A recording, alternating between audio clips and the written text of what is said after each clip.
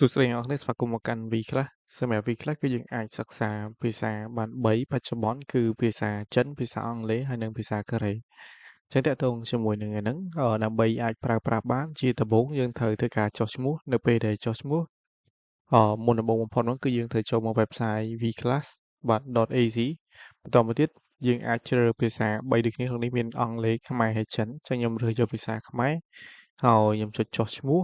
ហើយយើងតម្រូវឲ្យដាក់ email របស់យើងចឹងខ្ញុំនឹងដាក់ email vclass.az@gmail.com បន្តមកទៀតឈ្មោះអ្នកប្រើប្រាស់គឺខ្ញុំដាក់ vclass បាទហើយពាក្យសម្ងាត់គឺខ្ញុំនឹងដាក់ពាក្យសម្ងាត់ដែលមានបាទ8ខ្ទង់ហើយយើងបញ្ចូលម្ដងទៀតបន្តមកទៀតកន្លែងនេះគឺ code invite អញ្ចឹងបើសិនជាយើងអត់មានគឺយើងអាចម្លងបានហើយយើងចុចបង្កើតគណនីអញ្ចឹងនៅពេលដែលបង្កើតហើយគឺបាទគឺវាបានចូលមកក្នុងនេះជោគជ័យអញ្ចឹងយើងអាច refresh បានបច្ចុប្បន្នតកតងមួយនឹងគម្រោងរបស់យើងគឺអត់ទាន់ active ទេអញ្ចឹងវាអត់ទាន់មាន expire date ទេហើយយើងក៏អត់ទាន់អាចប្រើប្រាស់កម្មវិធីបានដែរអញ្ចឹងដើម្បីប្រើប្រាស់កម្មវិធីបានយើងចូលមកកន្លែងគម្រោងទាំងអស់បន្តមកទៀតយើងចុចពាក្យថា buy now ពេលដែល buy now គឺយើងមាន2ជម្រើសដោយយើងប្រើ KHQR auto payment ឬក៏យើង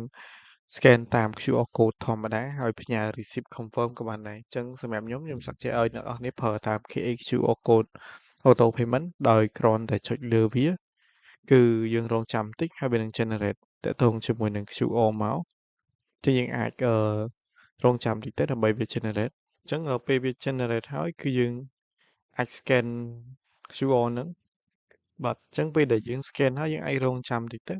បាទពេលដែលយើង scan ហើយគឺ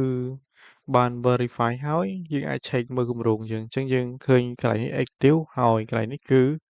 វាមាន expire date អញ្ចឹងដោយសារមុនហ្នឹងយើងទិញគម្រោងមួយខែគឺវានឹងបង្ហាញបែបហ្នឹងបន្តមកទៀតគឺយើងអាចចុចបើកកម្មវិធីបានហើយអញ្ចឹងពេលដែលបើកកម្មវិធីគឺយើងអាចចាប់ផ្ដើមរៀនមួយនឹង